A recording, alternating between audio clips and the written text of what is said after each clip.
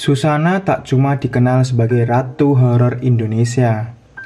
Penampilannya yang sangat pemberani, sehingga membuatnya dikenal sebagai salah satu artis vulgar Indonesia di era 70-an. Ternyata sebelum Susana ada bintang film yang lebih dulu dikenal sebagai artis panas, yaitu Nurnaningsih. Nama Nurnaningsih mungkin tak begitu populer untuk saat ini, namun keberaniannya tampil berani adalah pionir bagi bintang film yang lain.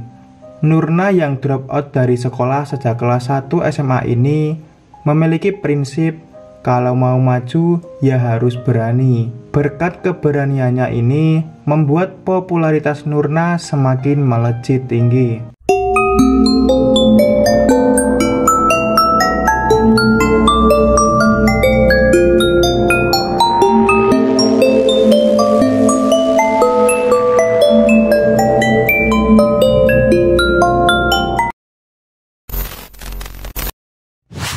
Oke, assalamualaikum warahmatullahi wabarakatuh. Halo cuy, balik lagi bersama saya Ridwan Pras. Nah, halo, apa kabar kalian semua? Semoga kalian baik-baik saja dan semoga kalian sehat selalu dan dimurahkan rezekinya oleh Tuhan Yang Maha Esa. Oke, setelah kita kemarin membahas fakta-fakta unik dunia, di video kali ini aku bakal ngebahas misteri-misteri di Indonesia. Salah satu artis panas Indonesia yang bernama Nurnaningsih.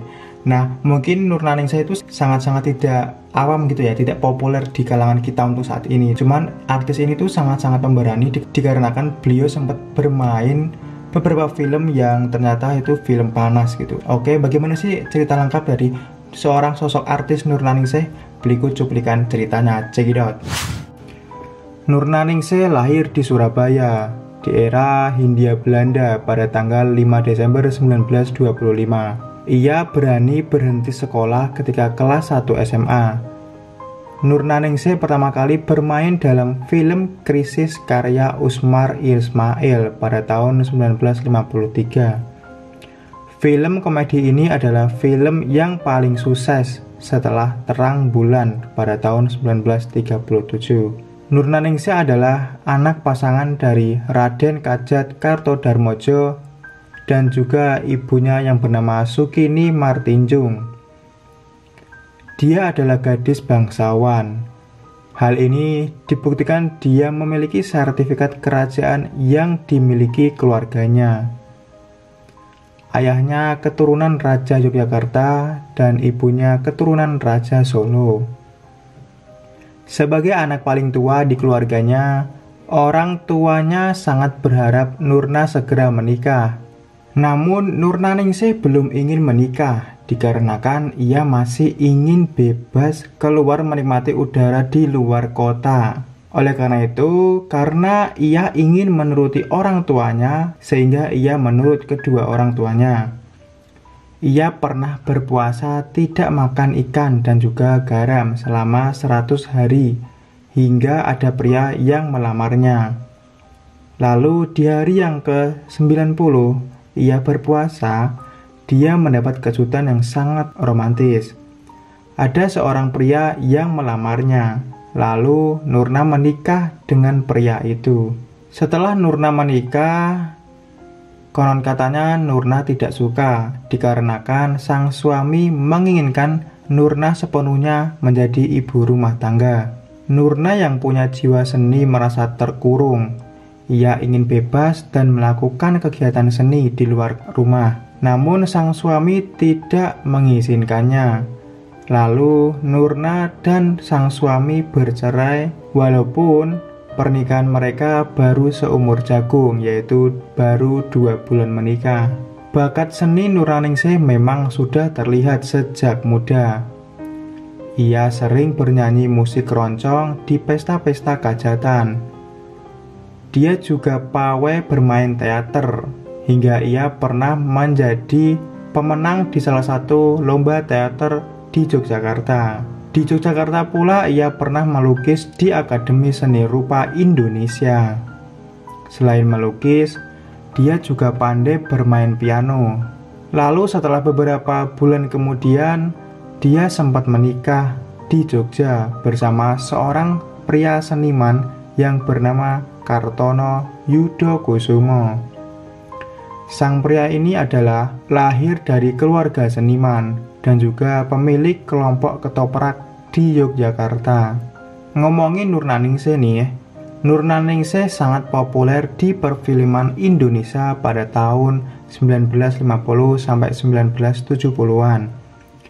Dia memiliki banyak penggemar setelah membintangi film Harimau Jampa besutan sutradara legendaris Umar Ismail. Ketenarannya ini dikarenakan Nurna berani beradegan panas di film tersebut dan menimbulkan kontroversi di masyarakat yang masih memandang film panas yaitu film tabu. Dari film Krisis yang telah tayang tahun 1953, di mana Nurnaningsih yang baru saja mulai terjun di dunia film.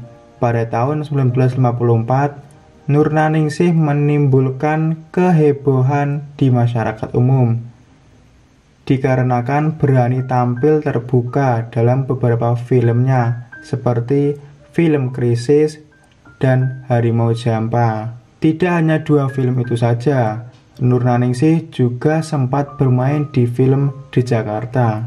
Tak hanya di film nih, artis yang biasa dipanggil Nur ini juga berani berpose senonoh di berbagai majalah. Foto panasnya tersebar luas di masyarakat pada waktu itu. Dia juga membuat kontroversi dengan pendapatnya yang liberal dan belum terpikirkan oleh artis-artis lain pada waktu itu.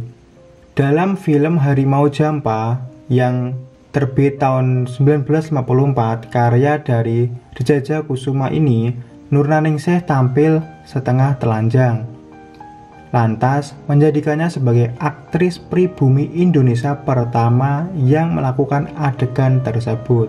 Adegan ini ia lakukan saat terjadinya pertentangan antara seniman dan juga Badan Media Sensor Perfilman Indonesia pada waktu itu.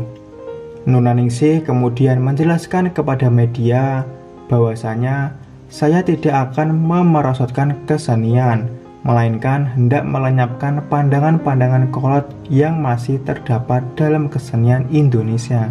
Setelah bermain di film-film tersebut, masih pada tahun yang sama nih, ia kemudian berperan dalam film lainnya, yaitu film Klenting Kuning. Pada pertengahan 1954, foto panas Nurnaningsih, karya seorang fotografer tak dikenal mulai beredar di Jakarta. Konon, penyebaran fotonya beredar hingga ke Amerika dan juga Eropa.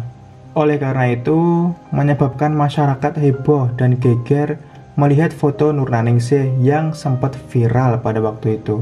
Atas hal ini, kejaksaan dan kepolisian langsung turun tangan. Nurnaningsih diinterogasi oleh kepolisian Jakarta pada awal bulan Oktober. Sedangkan kejaksaan juga menunjukkan keterkaitannya terhadap kasus tersebut.